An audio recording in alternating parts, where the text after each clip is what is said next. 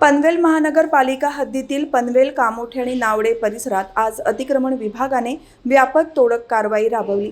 प्रभाग समिती क कामोठे अंतर्गत कामोठे सेक्टर 21-22 खांदा कॉलनी तसेच उपविभागीय नावडे हद्दीतील तळोजा फेज 2 येथे अनधिकृत झोपड्या, रस्त्यांवरील अतिक्रमण आणि फुटपाथवरील बेकायदेशीर चिकन विक्री शेड, फेरीवाले आणि अनधिकृत स्टॉल्स हटवण्यात आले। यावेळी मोठ्या प्रमाणावर साहित्य जप्त करण्यात आले।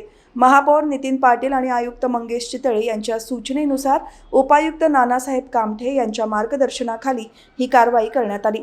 प्रभाग समिती क कामोठ्यातील सेक्टर 21-22 आणि खांदा कॉलनी परिसरात अधीक्षक दशरथ भंडारी यांच्या देखरेखीखाली अतिक्रमण विभागाच्या सहाय्याने बेकायदेशीर शेड, हातगाड्या, भाजी विक्रेते, फेरीवाले तसेच अनधिकृत नर्सरी हटवण्यात आल्या। याचबरोबर उपविभागीय नावडे हद्दीतील तळोजा फेज 2 येथे अरविंद पाटील यांच्या देखरेखीखाली बेकायदेशीर झोपड्या, रस्ते आणि फुटपाथवरील अनधिकृत चिकन विक्री शेड आणि फेरीवाल्यांवर तोडक कारवाई करून साहित्य जप्त करण्यात आले।